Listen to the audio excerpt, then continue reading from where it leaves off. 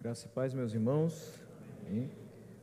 Vamos, nessa noite, abrir as nossas Bíblias no texto da primeira epístola de Pedro, capítulo 3, versículo 17. Encerrando o terceiro capítulo. Primeira epístola de Pedro, capítulo 3, a partir do versículo 17 ao 22.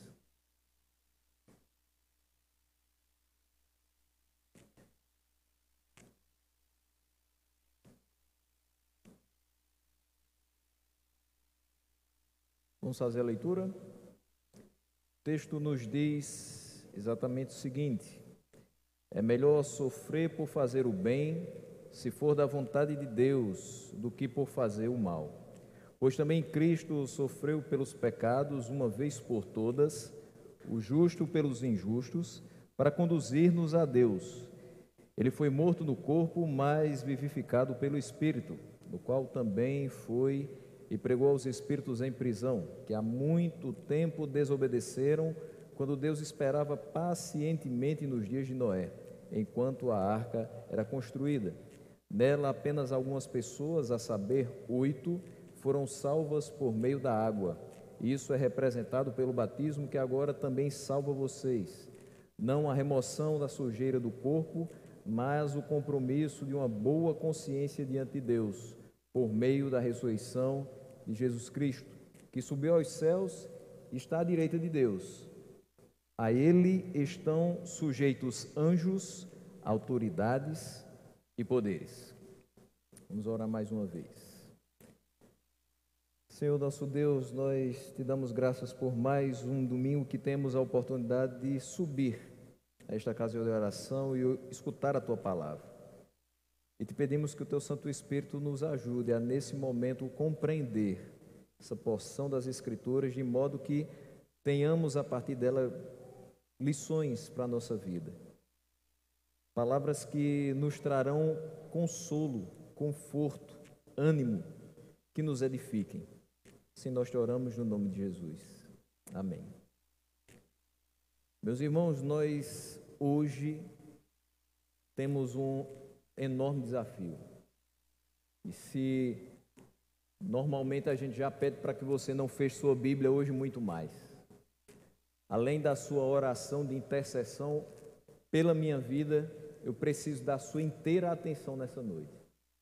Porque esse não é simplesmente mais um texto de Pedro, mas se não for o mais, ele é considerado um dos mais difíceis textos do Novo Testamento. Então a nossa missão hoje não é simples, extrair lições, expor um texto tão difícil, tão complexo e que causa tanta controvérsia na igreja de Cristo. Mas a gente não pode fugir do texto. A sequência é essa. E só peço a Deus que nos ajude a expor da melhor maneira possível e que todos possam compreender ao final de tudo. Essa é a principal questão da pregação, é que todos saiam compreendendo o que foi exposto e que possam assim aplicar nas suas vidas. Então nós voltamos hoje com a exposição desse trecho da carta de Pedro, e em que ele encoraja seus leitores a fazer o bem, mesmo que isso traga algum tipo de sofrimento. Na outra vez que aqui nós estivemos, numa terça-feira, nós falamos a respeito do versículo 13 até o versículo 16, e no versículo 13 Pedro diz: quem há de maltratá-lo se vocês forem zelosos na prática do bem? Se você pratica o bem, é natural que você não sofra com problemas, com sanções, com punições por parte de outras pessoas. Porém, isso pode acontecer que mesmo fazendo bem, você seja alvo de pessoas que vão lhe maltratar, que vão lhe perseguir, que vão lhe injuriar. E ele diz no versículo 14: todavia, mesmo que venha a sofrer porque pratica a justiça, vocês serão felizes. Não temam aquilo que eles temem, não fiquem amedrontados, antes santifiquem Cristo como Senhor em seu coração. e estejam preparados para responder a qualquer pessoa que lhes pedir a razão da esperança que há em vocês. Então ele coloca para o cristão a responsabilidade no versículo 14 e 15 de estar preparado para, com toda confiança e com toda ousadia, dar a quem quer que seja a razão da esperança que há nele. E nessa continuação, Pedro mais uma vez vai utilizar Cristo como nosso exemplo. Quando ministramos no capítulo 2, finalzinho do capítulo 2, e também no capítulo 3, a respeito de submissão, Pedro utiliza Cristo como nosso exemplo de submissão. E agora vai utilizar também Cristo como nosso exemplo de sofrimento. Ele fala a respeito do sofrimento de Cristo de uma forma que nós entendamos que seremos felizes se, mesmo sofrendo, continuarmos a praticar o bem, porque nós temos um exemplo de quem nos salvou, que sofreu por fazer o bem, e nem por isso deixou de fazer o bem, e nem por isso deixou de cumprir a missão para a qual foi designado.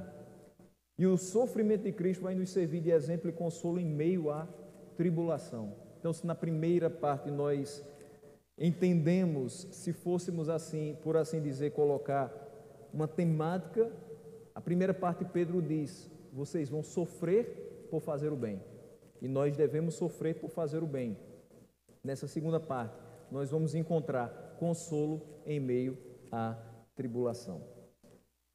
No versículo 17, ele diz exatamente o seguinte: é melhor sofrer por fazer o bem, se for da vontade de Deus, do que por fazer o mal. Quando ele vai terminar a parte anterior que nós ministramos, ele diz: vocês devem dar a razão da esperança que há em vocês, mas isso de uma forma muito respeitosa, de uma forma mansa. Vocês não devem fazer isso com arrogância, vocês não devem fazer isso de uma forma a se sentir superior a quem está o injuriando, mas fazendo isso com mansidão, com respeito. Essas pessoas vão ouvir. Você não consegue discutir com uma pessoa no meio de insultos. E é por isso que lá no começo, no versículo 9, ele diz: não retribua mal com mal. Se alguém te fez mal porque você fez o bem, sofra a injustiça. Não retribua o mal, mas dê a razão da esperança que há em você, com mansidão, com respeito, e conserve uma boa consciência, de forma que aquelas pessoas que falam maldosamente contra você vão ficar envergonhadas das suas calúnias. Então você não tem que se preocupar em dar resposta às calúnias dos outros, mas você tem que se preocupar em dar resposta à esperança que está dentro de você. Você não tem que dar resposta porque alguém falou alguma coisa que não é verídica a seu respeito. Não deve surgir no seu coração, não deve ser alimentado no seu coração um sentimento de vingança em relação àquela pessoa e dizer: eu vou provar por A e mais B que ela está errada. Não, o sentimento deve ser: eu vou continuar testemunhando de Cristo, porque Ele sofreu muito mais do que eu estou sofrendo, para que hoje eu pudesse testemunhar a transformação que Ele fez na minha vida. E por mais que eles falem, eu sei que no final de todas as coisas Ele me trará alívio e salvação. É esse o sentimento que deve existir no coração do crente. E é por isso que Pedro continua dizendo: olha, é melhor sofrer por fazer o bem, como eu venho dizendo desde o versículo 8, se for da vontade de Deus, do que por fazer o mal. É preferível ao cristão sofrer de forma injusta por praticar o bem, do que enfrentar o sofrimento proveniente dos seus próprios pecados. É isso que Pedro está falando aqui.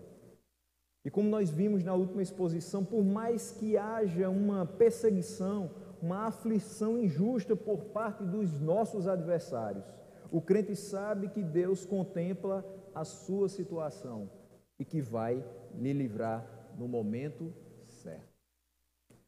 Não é no momento que você acha que não dá mais. Não é no momento que você acha que não tem mais forças. Não é no momento que você acha que não tem mais argumentos. É no momento que ele acha correto agir. É no momento determinado de ele trazer o alívio. Às vezes a gente sente determinadas situações de forma muito maior do que elas de fato são. Talvez porque a nossa capacidade de sofrer é muito pequena. Às vezes uma unha encravada deixa você 2, 3 dias com a cabeça lotada. Você fica preocupado e aquela dor parece ser insuportável, é porque você nunca sentiu a dor dos cravos. Se nós olharmos para o sofrimento de Cristo, nós não teremos motivo algum para reclamar dos sofrimentos temporários e pontuais que nós sofremos na nossa vida. Ele passou por muita coisa, sem merecer. Se nós somos filhos dele e nós seguimos as suas pegadas, nós vamos sofrer muita coisa, também sem merecer. Mas se temos a ele como nosso Salvador, se temos a ele como nosso libertador, se temos a ele como Senhor das nossas vidas, e nos dedicamos a ele, santificamos a ele em nosso coração como Senhor, sabemos que ele não há de nos desamparar em qualquer uma dessas aflições. Foi lido hoje pela manhã, e isso muito alegrou meu coração, Salmo 34, 19, muitas são as aflições dos justos, mas o Senhor os livra de todas, não só de metade, mas de todas. Nós sabemos que a nossa tribulação, por mais que seja forte em determinados momentos, é temporária, é passageira, e no final dessas tribulações terrenas, temporárias e passageiras, nós estaremos a salvo com Cristo por toda a eternidade. Aquele que vive, porém, na prática do pecado e se deleita com ela, não se arrependendo da sua conduta, por não ter sido regenerado, vai sofrer as consequências terrenas aqui e agora, e vai sofrer também consequências eternas dos seus pecados, sendo apartado definitivamente de Deus. Nós sofremos por fazer o bem, e isso é injusto, mas assim também sofreu nosso Senhor. Mas aquele que sofre por conta de fazer o mal, esse não tem o Senhor como seu amigo, como seu libertador, como aquele que vai trazer alívio no momento certo. Tem sim como seu adversário, aquele que no final de todas as coisas dirá: eu não vos conheço. Mas o texto diz também, entre vírgulas, que é melhor sofrer por fazer o bem se for da vontade de Deus. E para muita gente é difícil entender que às vezes sim é da vontade de Deus que nós soframos. Nem sempre Deus nos livra do sofrimento. Eu sei que há pessoas aqui cujo sofrimento dura 5 anos, 10 anos, 30 anos, mais de 40 anos. Dependendo da extensão da sua vida, talvez você tenha sofrido desde a sua infância até a sua idade mais madura. E você continua dizendo: por que eu continuo sofrendo da mesma coisa? Por que eu sofro tanto assim? Entenda uma coisa: se não for pela injustiça humana, às vezes você vai sofrer pela escolha que você fez. Escolhas erradas que nós fazemos durante a nossa vida trazem sofrimentos que às vezes demoram um pouco mais a passar. E por que Deus permite o sofrimento? Mesmo que eu entenda que fui eu que errei, mas por que Deus não me livra e mostra que é poderoso e que eu preciso dele? Não é assim que a coisa funciona. Se Deus lhe livrar no primeiro momento e na primeira choradeira que você tiver, você não vai pensar que ele é poderoso e que você precisa dele.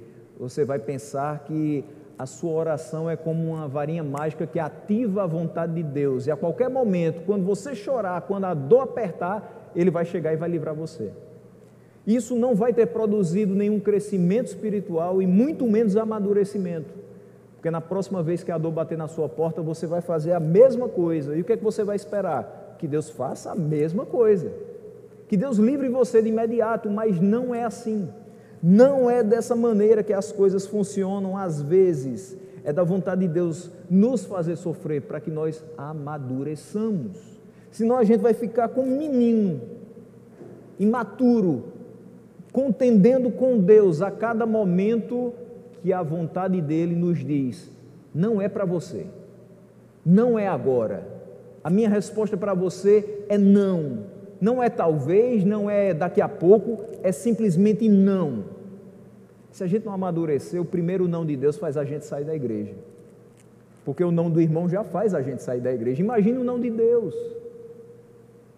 Mas se a gente tiver maturidade cristã, maturidade espiritual, a gente tem condição de escutar o sim de Deus e o não de Deus. Porque a gente lembra, se é da vontade dele, essa vontade é boa, é agradável e é perfeita. E se a vontade dele é que eu sofra por um pouco, eu sei que vai ser perfeitamente colocado na minha vida esse sofrimento, para que eu possa lá na frente dizer, eu sofri, mas eu sei por que eu sofri, e eu sei como isso me fez amadurecer, eu sei como isso me transformou, eu sei que eu não sou mais a mesma pessoa. Mas isso acontece na vida do crente, porque o sofrimento sem a maturidade, sem o crescimento, vai fazer com que pessoas simplesmente contendam com Deus e falem com Ele da maneira pior possível.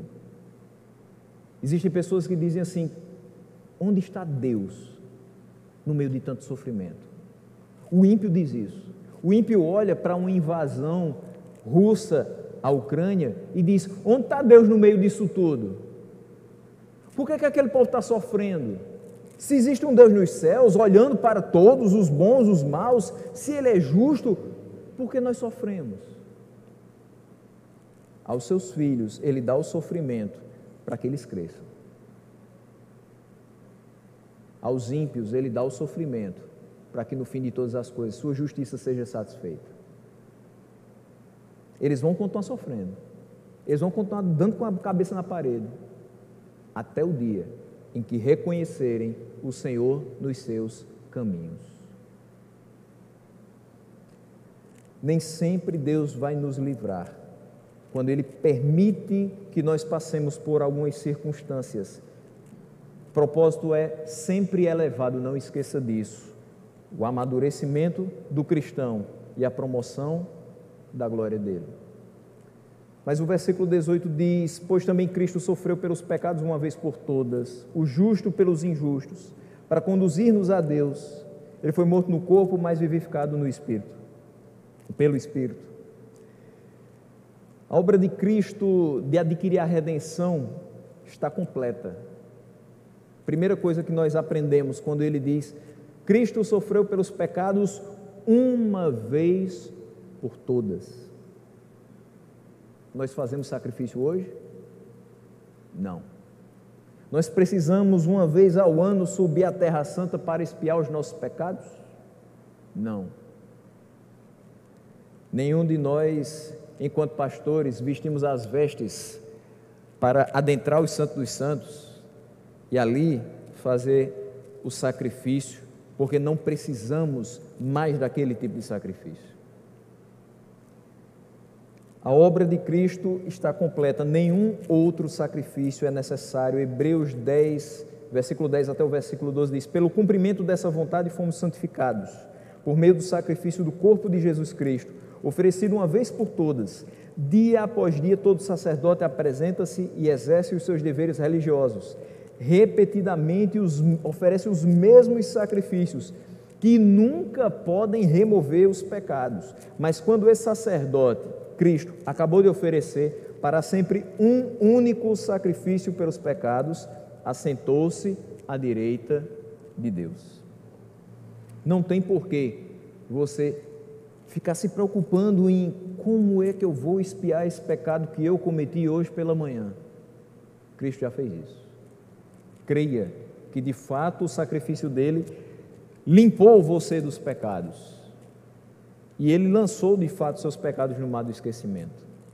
Mas lembre também que esse sacrifício foi de um justo pelos injustos. O Cristo justo se colocou no lugar dos injustos e sofreu pelos seus pecados. Veja, 2 Coríntios 5:21, aquele que não conheceu o pecado, ele o fez pecado por nós, para que nele fôssemos feitos justiça de Deus. E você pergunta, por que eu tenho que sofrer injustamente? Por que eu tenho que sofrer maldade dos outros, pela impiedade dos outros. Você é um cristão. Você deve ser parecido com Cristo. E uma vez que você é cristão e deve ser parecido com Cristo, você não pode esperar que na sua vida aconteça algo diferente do que aconteceu na vida dele. Você vai sofrer injustamente, você vai receber afrontas dos seus adversários, com uma diferença. Aqui ele fez tudo isso para a sua própria glória, porque Cristo é também Deus. Ele e o Pai são um. Nós vamos sofrer tudo isso, não para a própria glória, mas para a glória dele. Essa é a diferença. Mas temos que sofrer? Sim. Passe na porta de um local que eu não vou chamar igreja, e que diz: pare de sofrer, e reflita, e diga: se eu sou cristão, eu tenho que sofrer. Cristão que não sofre, algum problema ele tem. Mas será que é tão necessário assim? Bom, avalie sua vida até hoje.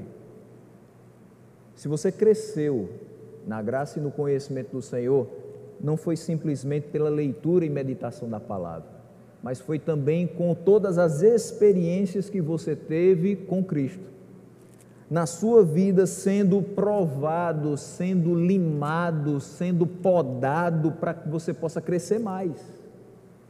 Se você quer ser uma árvore que dá fruto, você tem que sentir sim o corte, a poda, porque todo que dá fruto, ele limpa para que dê mais fruto. Se você é uma árvore que está simplesmente dando fruto em uma estação e nunca mais deu fruto, reveja a sua conversão e peça a Deus que o corte novamente.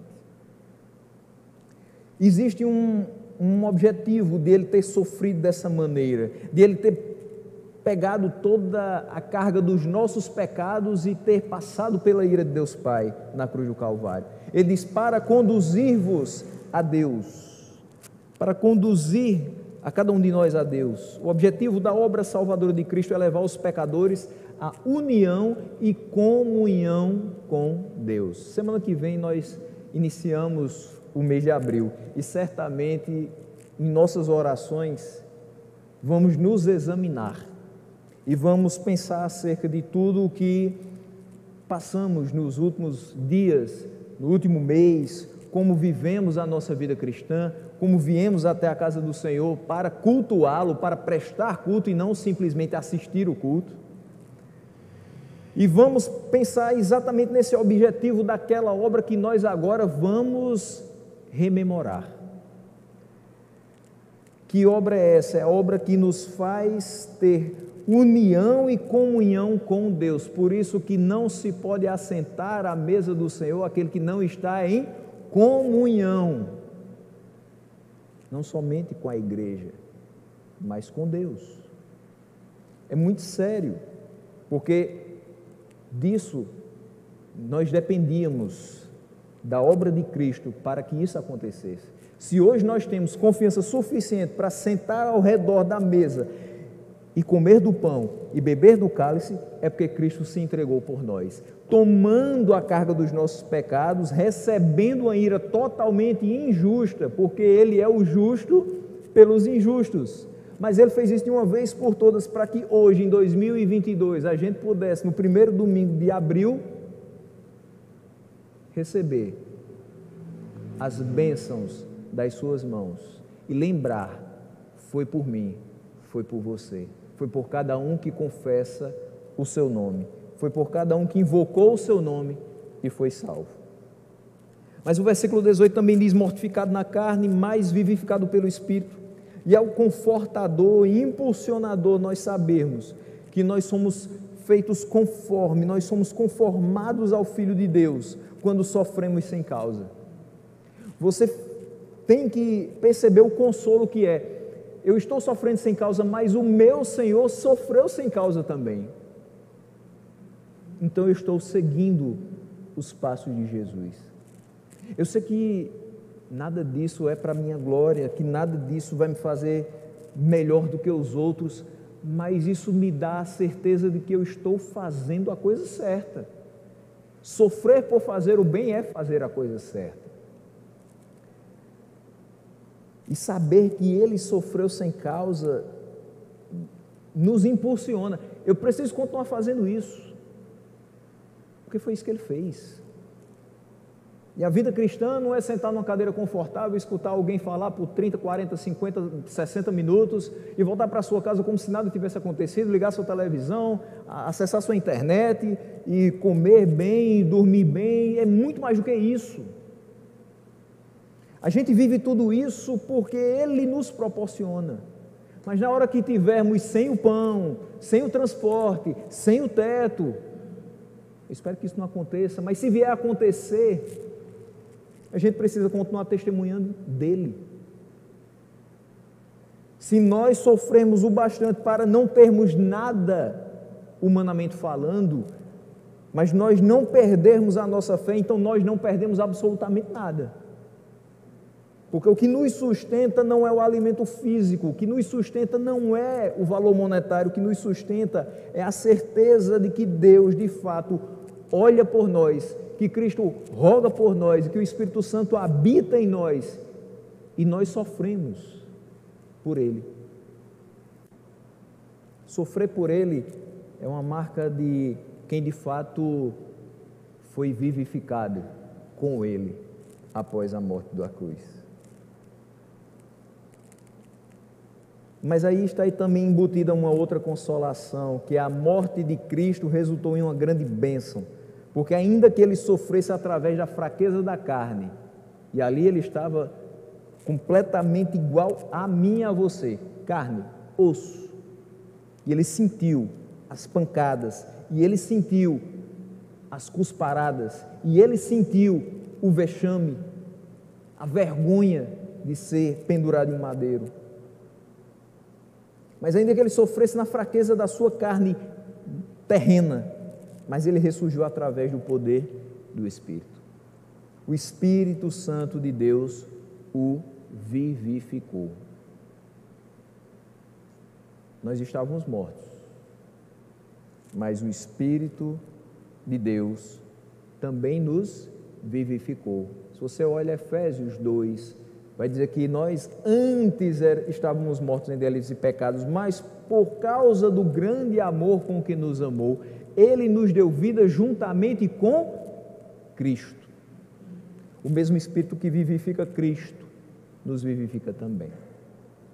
Nós hoje somos morada, templo do Espírito Santo de Deus. Nós encerramos esse último versículo com a palavra Espírito. E eu espero que assim como a minha versão, a NVI, a sua também tenha terminado com o Espírito com letra maiúscula, porque vai nos ajudar muito daqui para frente.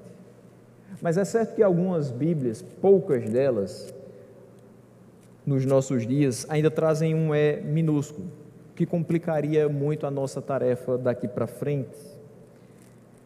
Veja só, nós vamos partir do pressuposto de que o Espírito que foi citado no versículo 18 é o Espírito de Deus. Lembrem disso, a partir de agora até o versículo 22, mas principalmente para o versículo 19 e 20. E nós vamos fazer aqui um pequeno exercício de leitura e interpretação de texto. Se em algum momento isso aqui se transformar numa aula de português, não se preocupe, é assim mesmo que a gente deve ler a Bíblia, respeitando pontuação, lendo e interpretando da maneira correta. A gente não pode passar por cima do texto e tentar achar alguma coisa que pareça mais claro para mim. Não, deve ser para todos. Mas eu repito, nós estamos sem dúvidas em um dos, senão o mais difícil texto do Novo Testamento. E existem três principais linhas de interpretação, as quais rapidamente eu vou abordar, mas ao final nós vamos nos posicionar por uma mais aceita e utilizada na contemporaneidade. Mas eu vou ler o versículo 18 até o versículo 20 para que a gente tenha uma visão geral dos versículos 19 e 20. Pois também Cristo sofreu pelos pecados uma vez por todas, o justo pelos injustos, para conduzir-nos a Deus, falando a respeito do sofrimento de Cristo. Ele foi morto no corpo, mas vivificado pelo Espírito, vírgula, no qual quem? O Espírito, vivificado pelo Espírito, no qual, esse no qual está se referindo ao Espírito, lembre-se. E ele vai dizer, no qual também foi e pregou aos espíritos em prisão. Espíritos está com E minúsculo. Lembrem-se desse detalhe também. E ele vai dizer no versículo 20, que há muito tempo desobedeceram. Quem desobedeceu? Os espíritos em prisão. Esse que está se referindo a quem está imediatamente antes. Então, no qual também foi e pregou aos espíritos em prisão, que há muito tempo desobedeceram. Quando desobedeceram? Quando Deus esperava pacientemente nos dias de Noé. Por quanto tempo desobedeceram? Enquanto a arca era construída. Então veja, houve uma pregação. Essa pregação aconteceu nos dias de Noé, há espíritos em prisão, e durou o tempo em que a arca era construída. Mas aí ele prossegue, nela apenas algumas pessoas, a saber, 8, foram salvas por meio da água. Vamos então para a primeira questão. Qual é a primeira linha que aponta para esse texto, principalmente o versículo 19, no qual também foi e pregou aos espíritos em prisão? Considerando a história da igreja, alguns pregadores entenderam que Cristo, entre a sua morte, veja que antes Pedro está falando do sofrimento de Cristo na morte, então entre a morte e a ressurreição, foi ao lugar dos mortos, em grego, Hades, e pregou aos espíritos ímpios da época de Noé. Aqui um pequeno parênteses. O termo Hades, ele pode significar várias coisas, não simplesmente inferno. Aqui, alguns colocam que Cristo desceu ao inferno e pregou a esses espíritos em prisão da época de Noé. Qual é a complicação? Nem sempre Hades vai significar inferno. Pode significar morte, trevas ou sepultura.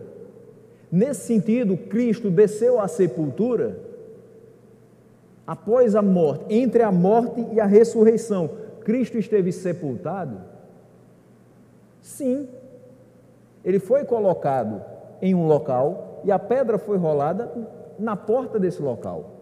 Ali ele esteve sepultado por 3 dias, até que ele ressuscitasse dos mortos.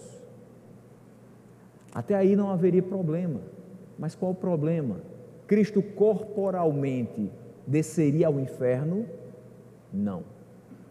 Nenhuma parte da Bíblia nós vamos achar Cristo entrando no local da perdição, nem corporalmente, nem espiritualmente. Essa é a grande dificuldade dessa visão.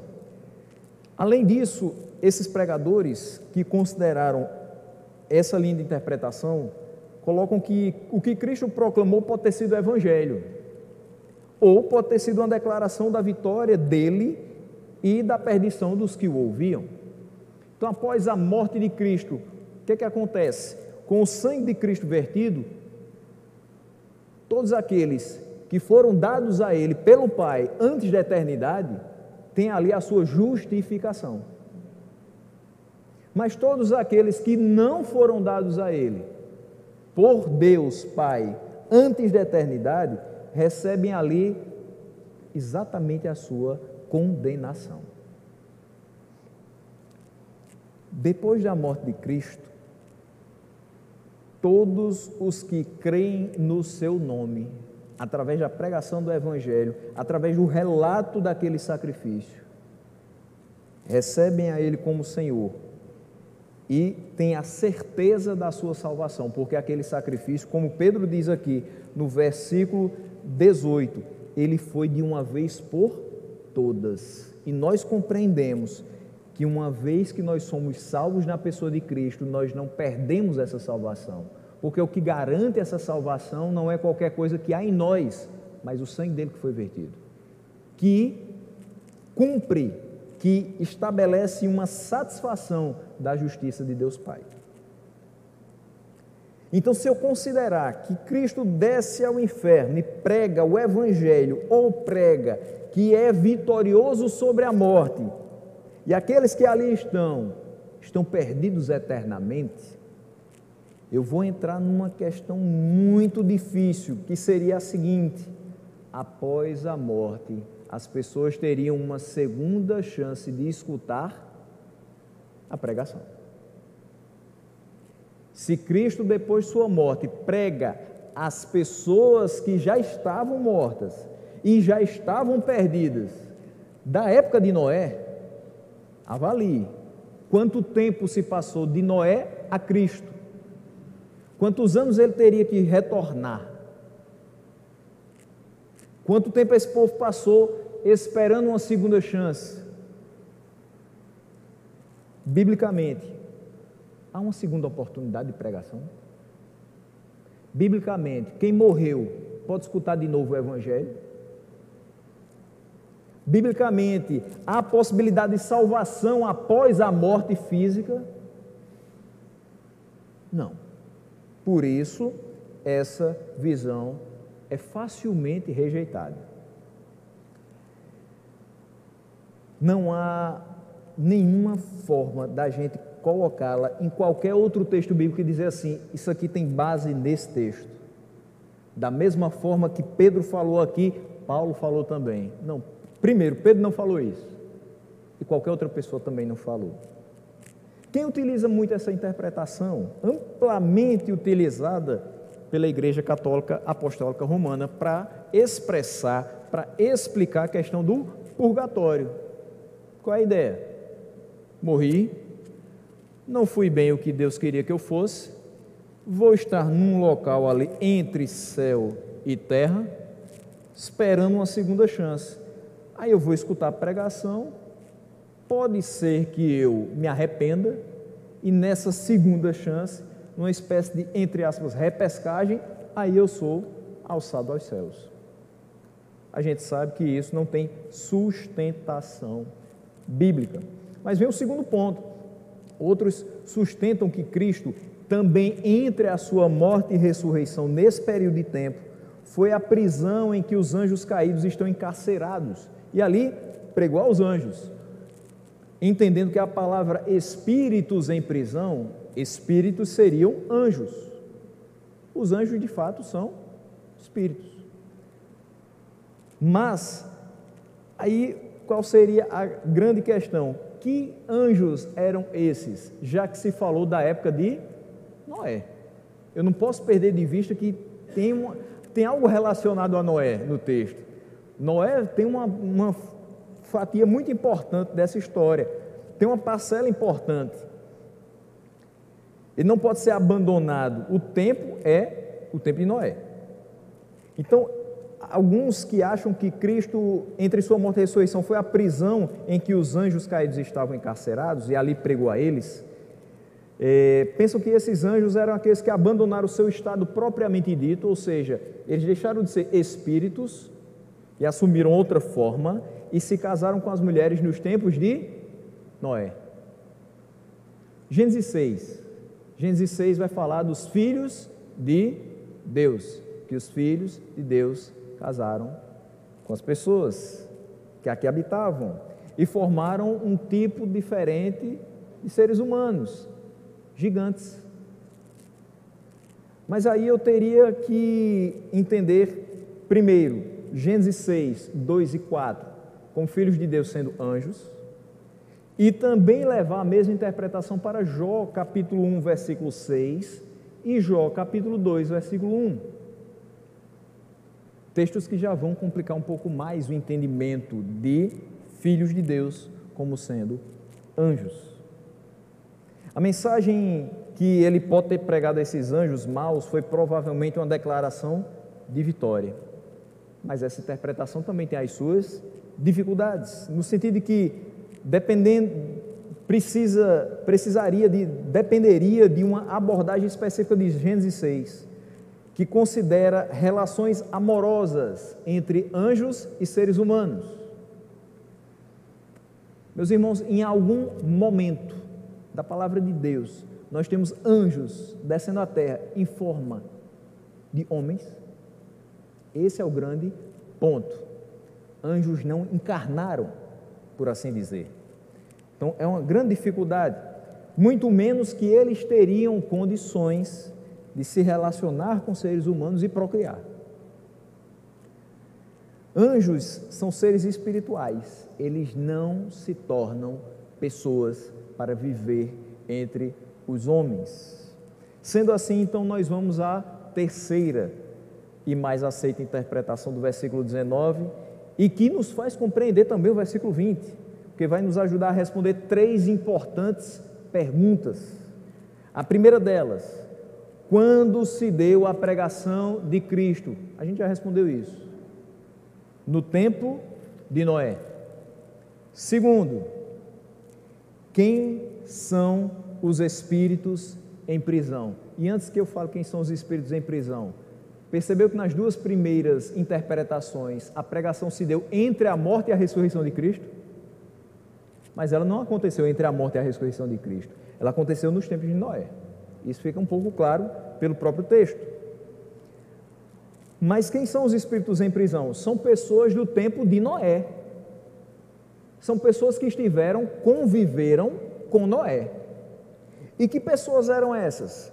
Que não deram ouvidos a Noé, que escutaram a pregação de Noé e disseram assim: esse homem é um louco.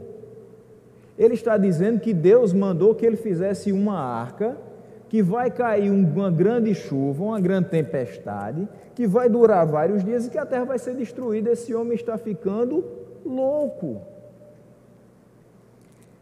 Essas pessoas não deram ouvidos à pregação inspirada de Noé. Por que elas não deram ouvidos à pregação de Noé? Porque elas estavam, como tantas outras, ainda hoje, mortas em seus delitos e pecados, ímpios, homens naturais que não discernem as coisas do Espírito de Deus, pessoas que, infelizmente, não escutando a palavra de Deus através de Noé, morreram sem Cristo. Quem morre sem Cristo? O que acontece? Perdição, morte eterna, inferno. Por isso que esses espíritos estavam em prisão, eles estavam aprisionados pelos seus pecados, aprisionados pelas suas ofensas, não tinham condição de se libertar sozinhos. O homem tem condição de se salvar, se libertar dos seus pecados sozinhos? Não. Precisamos da intervenção divina, mas eles não ouviram a mensagem pregada. Continuaram aprisionados, só que agora por toda a eternidade. Se não existe segunda chance, eles pereceram também de uma vez por todas. Qual a relação então de Noé com essa passagem? Através da capacitação do Espírito Santo a Noé, Cristo proclamou o Evangelho às pessoas que estavam presas, caídas em suas ofensas e pecados. Eu não posso querer colocar a ação do Espírito de Deus só durante um determinado momento. Uma das grandes dificuldades com essa passagem é eu querer compreender que apenas entre a morte e a ressurreição de Cristo houve pregação do Evangelho. Mas houve pregação do Evangelho antes da vinda de Cristo. E como as pessoas pregavam acerca do Evangelho antes de Cristo vir? Através da Escritura. E pelo poder de quem? Do Espírito. O Espírito de Deus. Nenhuma pregação foi feita, de fato, acerca de Cristo, acerca da mensagem que Ele trouxe, sem que fosse inspirada pelo Espírito de Deus. E isso aconteceu nos tempos de Noé. Noé foi um instrumento, ele foi um arauto de Cristo. O que ele foi ali foi simplesmente boca de Cristo. Através da boca de Noé, era Cristo que pregava aquelas pessoas. E entendamos que quando hoje nós pregamos também pelo poder do Espírito, pela capacitação que o Espírito nos dá. E quando abrimos a Bíblia e pregamos fielmente, quem está falando com a igreja? Cristo está falando com a igreja. A palavra está sendo pregada, é a palavra dele, então é ele que prega, mas se utilizando de instrumentos falíveis, frágeis, que somos nós. Mas que só podemos fazer isso na capacitação e na força que o Espírito de Deus nos dá. Então nós somos como Noé, pregamos a justiça, buscamos viver para Deus, mas nós sofremos por fazer o bem. Noé pregou, mas Noé sofreu, porque ninguém acreditou nele. Ninguém queria acreditar nele, ninguém queria acreditar naquela pregação. Por quê? Porque ele vivia no meio de uma geração perversa. Muitos não querem acreditar na nossa pregação. Por quê? Nós continuamos vivendo no meio de uma geração perversa. Mas nós cremos que Deus, no final de todas as coisas, vai nos trazer alívio, vai nos trazer salvação. Nós continuamos pregando, nós continuamos fazendo o que o Espírito nos ordena e nos capacita a fazer. Nós sofremos por conta dessa pregação, mas sabendo que nós estamos salvos pela pessoa de Cristo, que fomos regenerados pela pessoa do Espírito e que encontraremos e estaremos eternamente com a pessoa de Deus Pai. Então essa interpretação nos mostra o seguinte: a pregação de Cristo não se deu necessariamente após sua morte, questão de tempo que nos faz às vezes se prender a uma determinada visão. Através do Espírito de Deus, a mensagem de salvação foi pregada antes da vinda de Cristo. Por exemplo, quem pregou antes da vinda de Cristo sobre a mensagem de salvação? João Batista, e preparou o caminho para que ele viesse. Mas também a mensagem de salvação foi pregada durante a sua passagem na terra e foi pregada também após a sua ascensão, pela boca dos apóstolos e aqueles que lhe sucederam. Logo, pelo poder do Espírito, por boca de Noé, Cristo pregou a uma geração perversa que não ouviu essa ministração inspirada. Eles tiveram tempo, o tempo da construção da arca para crer. Porém, eles desobedeceram. Versículo 20 diz isso. Há muito tempo eles desobedeceram. Eles fizeram pouco da longanimidade de Deus, porque diz a palavra que Deus esperava pacientemente nos dias de Noé. Hoje tem muita gente que escuta a palavra de Deus todo domingo. E se ligar à internet e abrir no YouTube, vai escutar todo dia. 24 horas de pregação, se ela quiser. No nosso tempo é ainda mais abundante a exposição da palavra de Deus, mas tem muita gente fazendo pouco da longanimidade dele, achando que essa paciência vai durar tanto tempo que quando ela tiver uns 95 anos, ela pode dizer assim: já vivi o bastante, agora eu vou levantar a mão e acreditar em Deus. E o que é que acontece muitas vezes com essas pessoas? Elas nem chegam aos 95 anos, elas nem creem em Cristo, elas nunca levantam a mão para qualquer coisa. Elas vão perecer. Isso entristece a gente porque muitos deles fazem parte, inclusive, da nossa família. A gente não queria que isso acontecesse, mas sempre vai haver aqueles que obedecem e aqueles que desobedecem a palavra do Senhor. Não crendo na palavra pregada, aqueles homens pereceram. Somente 8 pessoas foram salvas por meio da água. Entraram na arca Noé, sua esposa, os 3 filhos e as 3 noras. 8 pessoas. 8 pessoas deram ouvidos à palavra de Deus. Às vezes hoje você tem uma família cheia de gente. Você vai fazer um aniversário, você tem 50 pessoas. Talvez o salão de festa do seu prédio não caiba de gente da sua família. Você teve dificuldade para convidar todo mundo para o seu casamento, teve que tirar um, tirar outro, porque vinha de longe, porque se for juntar todo mundo é uma multidão. Mas pode ser que apenas poucas pessoas sejam salvas. Que você seja uma delas. Se você está aqui, eu tenho certeza que é. Mas que a gente continue orando e pregando aquelas outras. E pedindo a Deus que elas um dia parem de desobedecer. E deem ouvidos à pregação do Evangelho. E mudem de vida. E deixem de estar presas nas suas ofensas e mortas nos seus pecados e sejam livres para viver para Deus. Eles que estavam em prisão, presos nas suas ofensas e mortos nos seus pecados, morreram sem Cristo, foram destinados à perdição. Quando termina o versículo 20, Pedro diz que apenas 8 pessoas foram salvas por meio da água. E o versículo 21 diz, isso é representado pelo batismo que agora também salva vocês. Cheguei em outro ponto complicado. Batismo salva, meus irmãos? Batismo não salva. Mas a gente vai explicar o que significa isso. Quando ele diz isso aqui, Noé foi salvo por meio da água. De fato, a água o fez ser salvo. A mesma água que destruiu o mundo naquele momento, foi a água que fez aquela arca boiar e salvar a ele e sua família.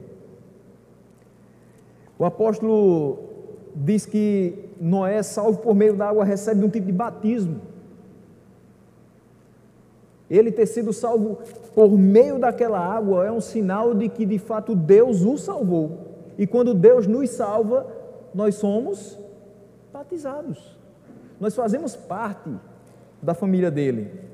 E o que mostra externamente o que aconteceu na nossa vida após a salvação é justamente o batismo. É esse sinal externo, evidência da nossa salvação. Então ele menciona isso para que a semelhança entre Noé e nós pudesse ficar mais evidente. Mas nós não devemos deixar-nos desviar do temor de Deus, bem como do reto caminho da salvação, pelos exemplos perversos, nos misturando com o mundo. Noé não se deixou levar pelas palavras que escutou, pelos impropérios que foram ditos contra ele. Ele temeu a Deus, ele manteve reto o caminho do seu coração, ele não se mirou nos exemplos dos perversos, ele não se misturou com o mundo, e por isso ele e mais 7 pessoas foram salvas. Nós não devemos nos deixar desviar do temor de Deus, nós não devemos dar ouvidos àqueles que querem nos desviar do caminho de salvação, nós não devemos nos amoldar ao caminho do perverso, nós não devemos nos misturar com o mundo. Nós estamos no mundo, mas nós não somos do mundo, como ele também não é. O reverendo Hernandes Dias Lopes destaca 4 pontos para a nossa reflexão acerca dessa colocação de Pedro do batismo. Primeiro, o ponto histórico.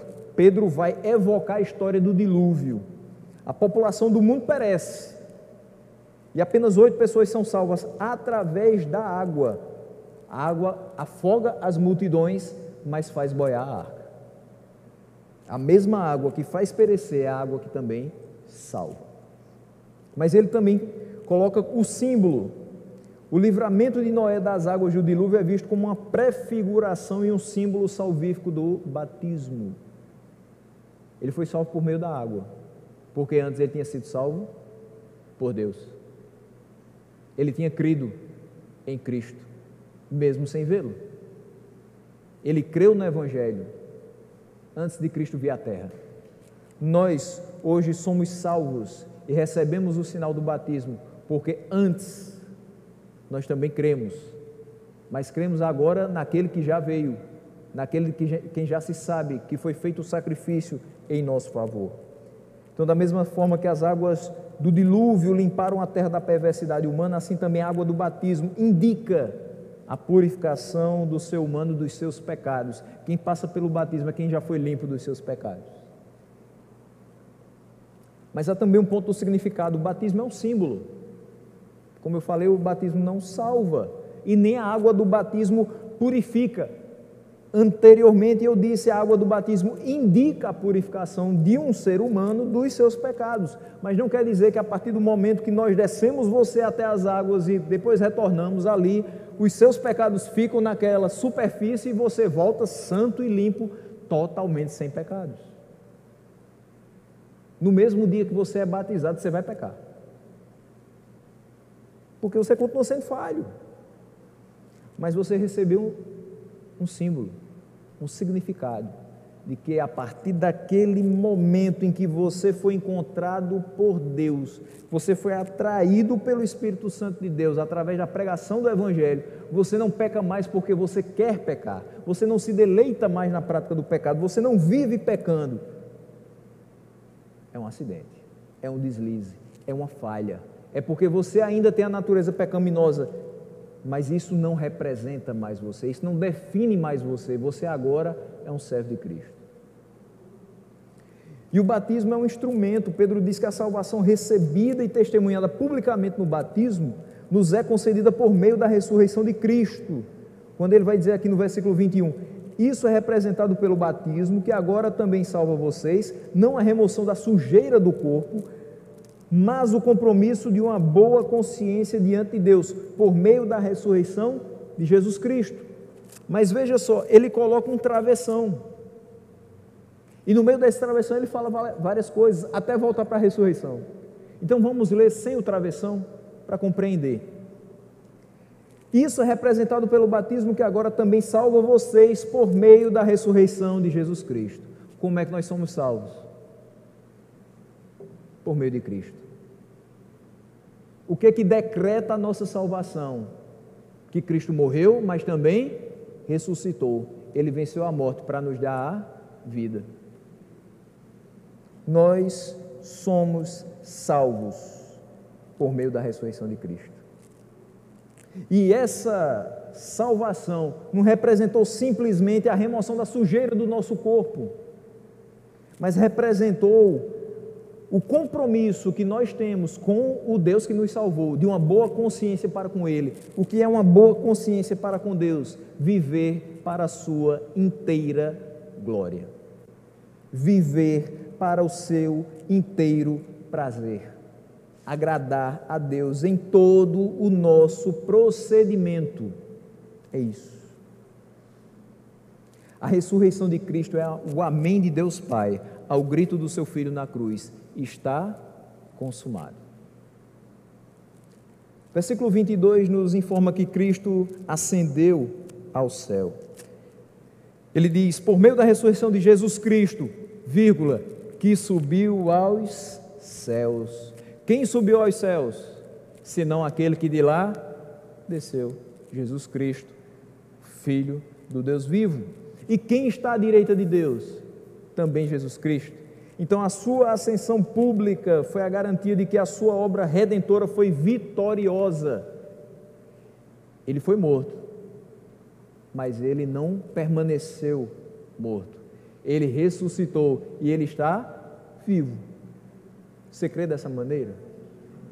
Que o Deus que lhe salvou está vivo, está presente, que vela por você e que vela com a sua palavra para cumpri-la integralmente. Ele morreu, mas ressuscitou, ele venceu a morte, nos deu vida e vida eterna.